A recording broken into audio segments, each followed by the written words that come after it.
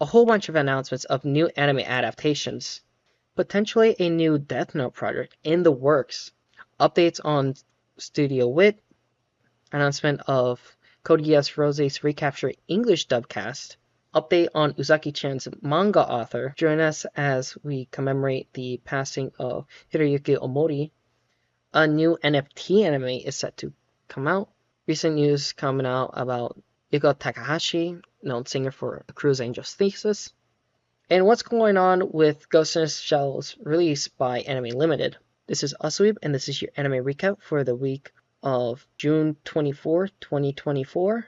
I love the fact of this new Otaku no video release. I just can't wait for it. I just love the idea that this is gonna get a mass market release. It's finally gonna be like cheaper, and probably now all the sites like Crunchyroll and things of that sort are just gonna be like, oh, we're gonna be recommending you the Blu-ray release instead of the DVD release. Also, Shaves from A2 Digest did the editing for this. For this trailer. I know that they re-uploaded because of like a seizure. What was it? Photosensitive stuff. So they re-edited the trailer for that reason. Well, overall, I'm just excited for this. It's gonna be the same thing as the Kickstarter release. I just can't wait for this one. There's also Uzaki-chan, which I had not heard anything about this series like since the controversy that like what originally came out, but turns out the author for Uzaki-chan got COVID, and now the manga is just on hiatus. As the article by Otaku USA states, after effects from COVID, and despite being physically recovering, they lack the necessary energy to draw, which sucks. I get that. Take is Take is still drawing daily, but says the image are weak and they don't think that they can keep drawing at the pace that they were accustomed to. Oh, that's sad. Series kicked out of 2017, 12th volume collected, set in Japan for it was for 2 seasons of the anime that were both picked up by Crunchyroll. 7th season is released in the manga. Yeah, that's sad. That's sad for this book.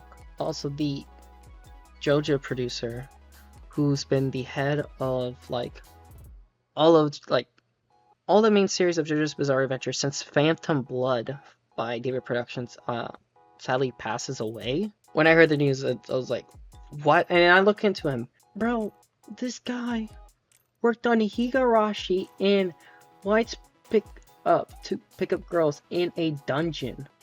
It's peak straight.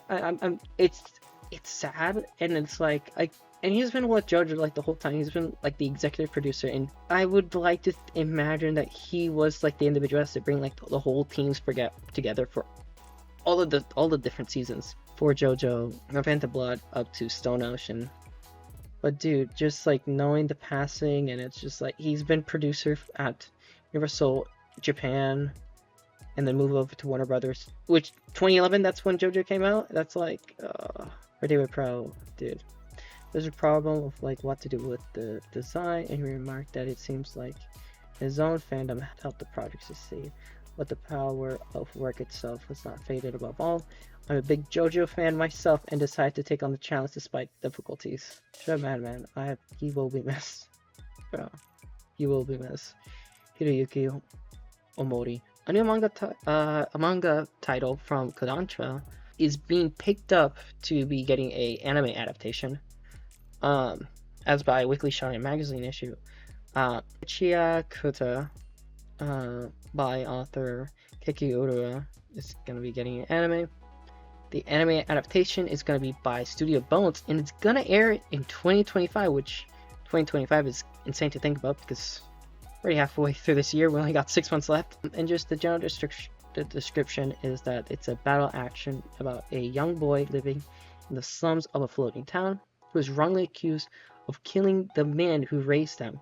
He's punished by getting thrown into the abyss alongside all garbage, where viscous creatures roam the surface alongside cleaners who fight them. The boy is determined to survive on this wasteland, take revenge on this true killer who framed him. Okay, look at this. Look at this. Dude, look at this art, bro. Look at this. Dude, this is gonna be peak. This seems like the type of title like Netflix. This does look like Studio Bum style. Look at that. Look at that. That looks like Soul Eater / My Hero. Dude, I love this. Dude, look at that style. I love it. Oh, dude.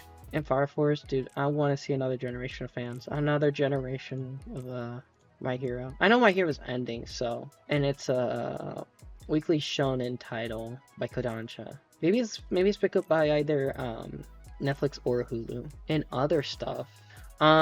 Wit Studio is aiming for the Middle East in recent acquisition of stakes from content production company Qdopp, specializing in the Middle East region. Recent anime companies have been showing growing interest in the Middle and Near East as promising market with high growth potential. However, Japanese companies often lack the knowledge of local markets, with strengthened business ties in the region as well as global development of their anime. Now, with this, probably what they mean by Near East, I can't even imagine. I can only think of like China, maybe.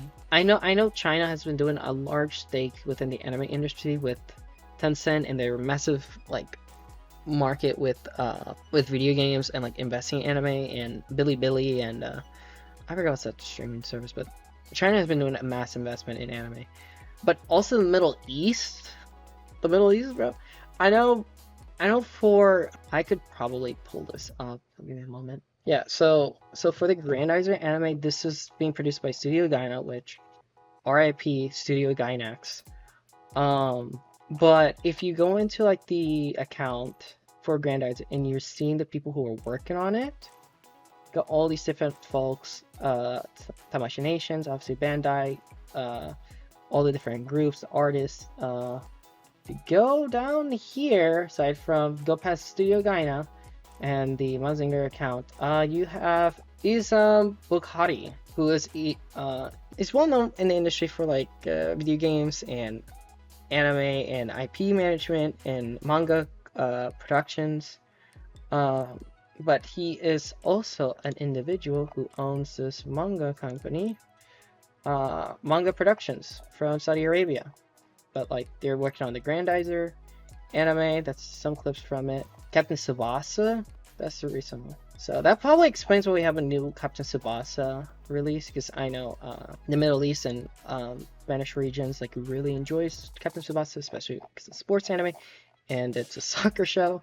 I've noticed like that maybe this is gonna be a thing, but like Studio Wit, I'm just like, I don't know. I just hope for the best. I just hope nothing weird happens with Studio Wit and Middle Eastern like investments and stuff like that with the studio. In other news, Shuesha registers a new trademark on Death Note titled Death Note Killer Within. No further details are known about it. Manga Mogurare currently has the image for the Death Note short story.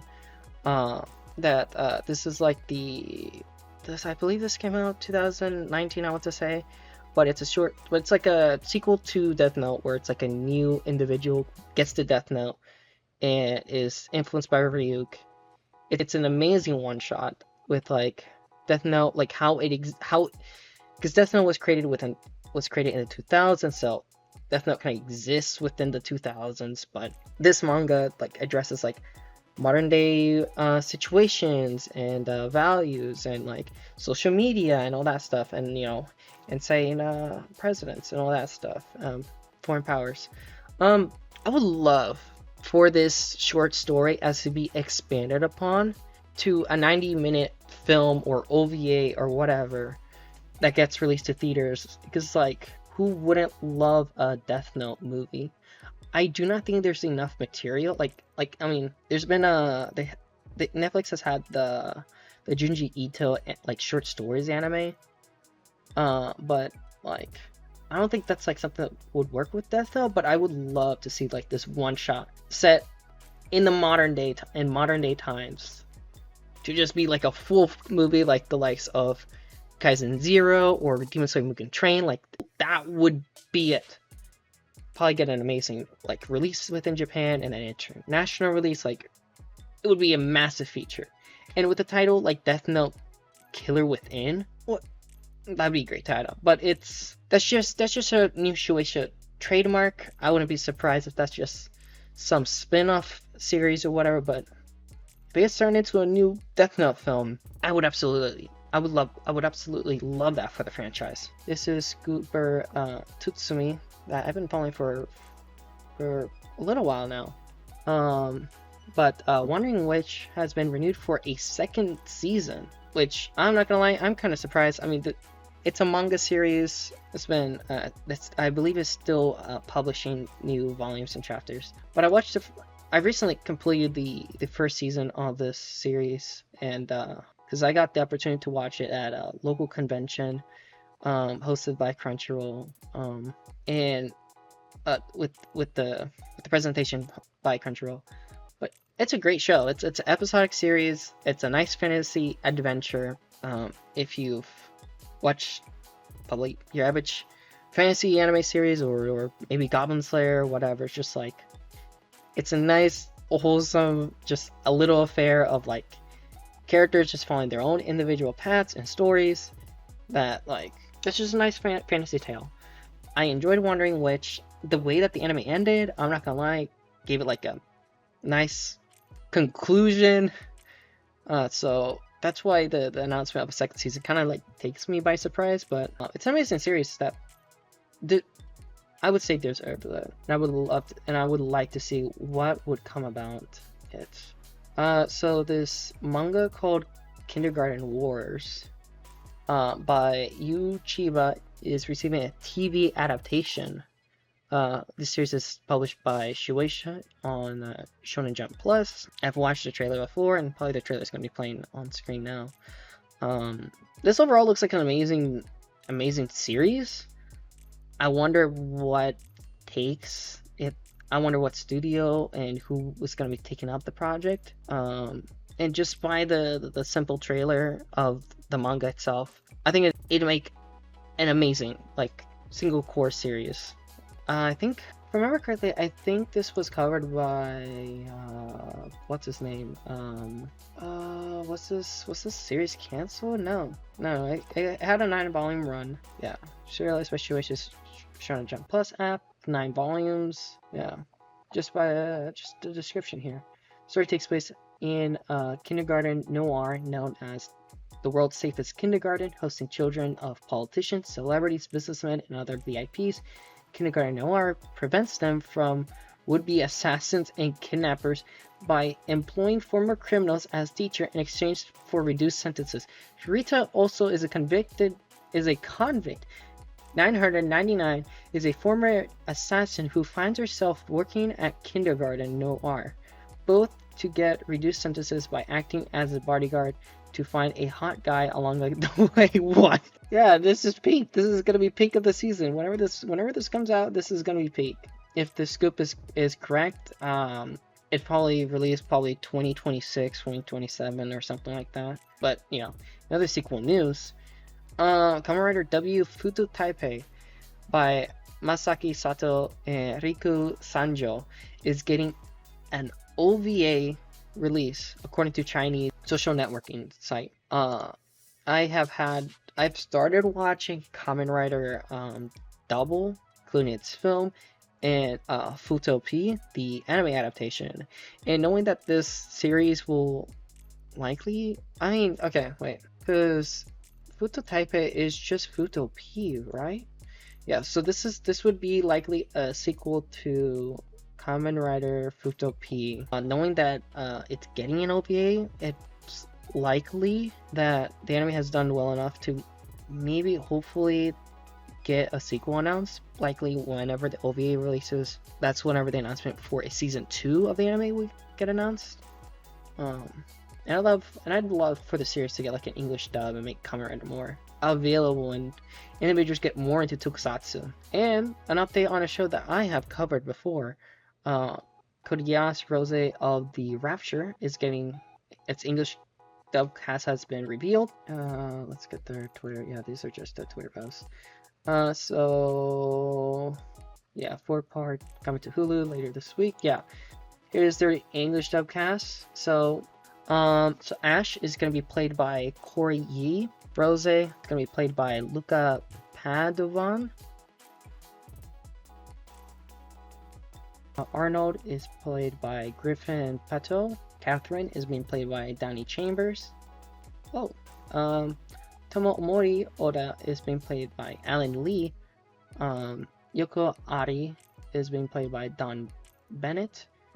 And then Shota Menomori is being played by Alkaz Lee. And then Haruka Ryutaka is being played by Kira Buckland. Wait, oh sure, I know that. I think Kira Buckland, I think I heard about. Yes! Joling voice actress and also voice actress of 2B. I'm pretty sure she also plays her in the did the Nier Automata anime get a dub? But anyways, that's awesome. We got Kara Lee in there, so that's a recognizable name. Probably will get individuals who are into dubs. Excited for Kodiya's Rozé Recapture. I'm excited for more mecha anime because I feel like the seasons could have been lacking on it. As an individual, been watching Go Go Loser Ranger, and then Girls Band Cry, and what's that other title called? Seventh Prince Reincarnation. But for things that I was surprised about, which kind of got me attention about this show, it's this show called Enter the Garden. And it's a NFT project from what I understand. So here it is. Creative producer Goro Takashi and director Junichi Yamamoto talk about Web3 anime. This is a whole ANN article where down here they give out interviews about the individuals behind the series. Like Web 2 is essentially the creation of the World Wide Web. And Web 1 is like before the World Wide Web. So like things like in the like college universities, like what they call IRC chats. So they communicate with one another through computers, but they don't like go through a central server. It's just like peer-to-peer computers communicating to each other from universities. And then World Wide Web, that's where you get dedicated servers and people hosting their own websites. And then that also like had a .com boom, like boom and bust. And currently with people's investment with AI and past couple years with NFTs and crypto, it's kind of interesting seeing like an anime can explore that with the as the article goes through, is that there's other anime series that are interested in the NFT market and playing up to that. And yeah, this whole article goes more into the individuals behind the production. But what really got my attention is that they also hired this guy called Steve Chung as COO for the project. Chung has previously worked as Chief Global Officer for South Korean entertainment company CMEN, and Chung has served as the Chief Growth Officer for Fox and worked at Goldman Sachs in New York, and was an executive producer on the prime talk show in China, Shanghai Media Corp.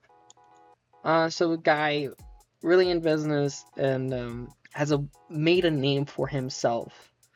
And so that just says the people that are really investing in this anime, and the advertising firm Detsu are launching the anime Enter the Garden is going to be a 3-part anime anthology series. I wonder how does the NFT part fits into this, because I wonder if it's going to be you can buy and own quote unquote the episodes, or you buy and own the soundtrack or character. They're probably just gonna make a whole bunch of NFTs, just flood the market with those characters and stuff. And so it just gets me wondering and curious of what are these folks kind of planning and trying to do with this project? That I found like really interesting, because like obviously like the folks that are like into this NFT and cryptocurrency stuff, they have stopped being interested. Oh no, like the money that's been invested into that market in the past couple years, that's kind of like gone out, and they moved to other stuff. It's just interesting. The character designs looks amazing in the series. I just hope that people don't really get in. I just hope this doesn't become like a new thing within the anime industry, because I know the idea is like be bad faith, but likely all that money is just gonna be going to the corporate heads of these studios and companies. And also director. Let's not forget the executive producer for this project has worked on Code Geass and One Piece Film Red. Something that I saw also, that I saw on the interwebs, is that Evangelion singer pulls out of anime concept because it used AI art. The singer in question is Yuko Takahashi, known performer of A Cruel Angel's Thesis. As it goes, and she wrote online, is that as the article goes, the Ikebukuro Anime Philharmonic concert series, which begins next month. It is supposed to be all about celebrating anime and its music. I think Netflix has had a documentary about this concert or something covering it. But Yuko Takahashi, a performer of A Cruel Angel's Thesis from Neon Genesis Evangelion, has decided to not participate, and she pulled out over frustrations that the site filters and posters of the concert use AI art, likely to just like get around production committees and copyright and all that sort of thing. So her official statement is that Yuko, from likely her agents, is that an individual that works for her, Yuko Takahashi's beliefs differ from the operational attitude of Ikebukuro Anime Philharmonic concert that which she was scheduled to appear July 10th. As an artist, she's unable to see eye to eye with the organizers, and after much difficult consideration, she has declined to take part in the event. She deeply apologizes to all those who are looking forward to seeing her, and wishes to place the highest value on the feelings of anime lovers. It's just sad, but and inherently it's more sadder that Ikebukuro Anime Philharmonic did not, I don't know, contact anime production committees and officially like license the images and iconography for their concert about anime, or hired an artist to make original characters for that event. Because there's quite enough Pixiv artists that you could likely contacted and contracted to use the images and hire to create art for them. So Philharmonic put out a statement that said, in part, that we are embarrassed and despite calling ourselves an anime-loving concert organization, our lack of awareness surrounding recent issues regarding generative AI. I know there's as with the previous story with NFTs, there is a lot of AI and interest in AI from Japan. You're probably making a whole entire segment of this whole video, but it's just genuinely sad. I'll probably cover it another day, but you know, you can go in depth with the whole entire thing with AI within the anime industry and what companies and individuals within the industry are thinking and its potential uses by Japan. Yo Matsuda, organizer for Ikebukuro Anime Philharmonic, also made some statements. Matsuda said that Philharmonic had deadlines hovering and saw images that already existed. Some of these, it turned out, were made by AI. Some of these turned out were made by AI. Apparently, Philharmonic did not realize until it was already done. What? I don't believe that. Say whatever you want for AI, and individuals maybe not being able to tell that it's AI, but you could probably get an opinion of 10 people, and maybe 1 out of 10 of those folks could probably tell that it was AI generated. Just there's a lot of telltale signs, and that's completely underhanded. Ikebukuro Anime Filmonic expressed regrets over the AI artwork and said that those images will be supplanted by art from real humans, thank God, and real artists. So there are new promotional images free of AI artwork. I'm not gonna lie, bravo to Yoko Takahashi for taking a stance on this whole situation.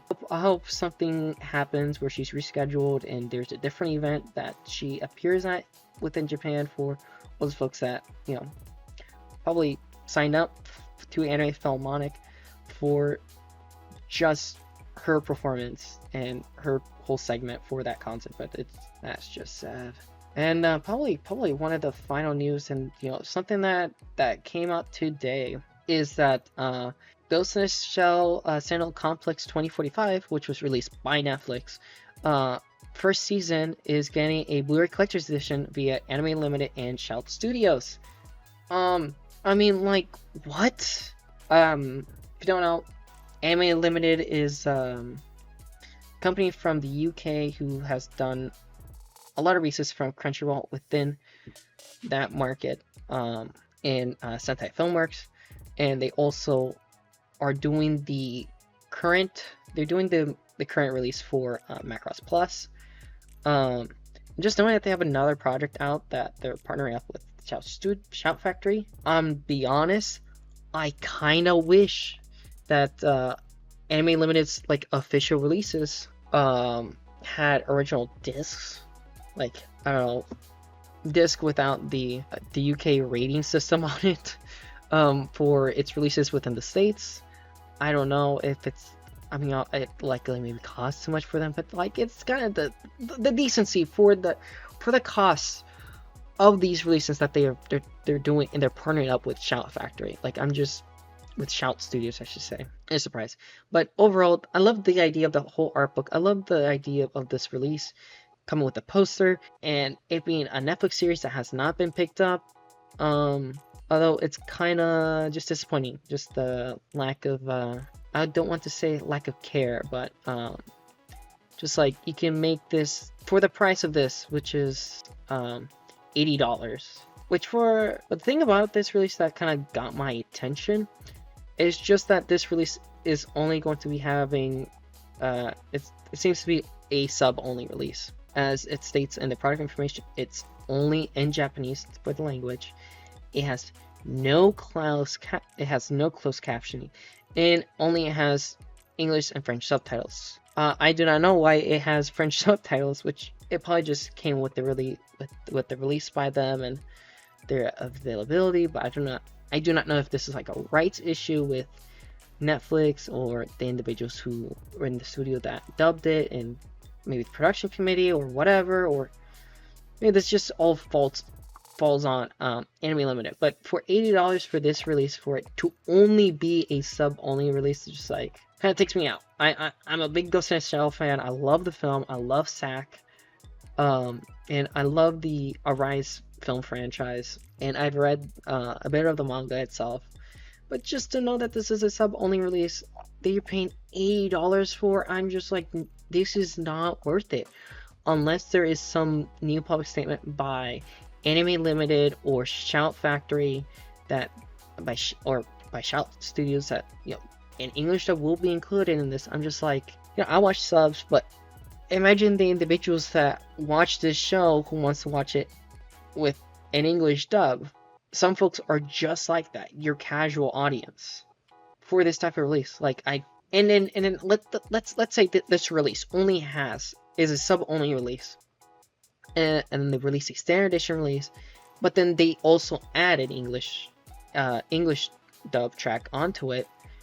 I'm just like, you are that's just content that the individuals that paid for this limited release, this supposed limited release, just don't have access for. And what would be even the point for individuals to buy this limited edition release if then afterwards you're going to be adding something like, oh, that like is not exclusive to this, to that. Like, it's weird, and it's just kind of upsetting. That's all. Thank you all, genuinely. Everyone who watched. I'll be heading out. Yeah. Bye.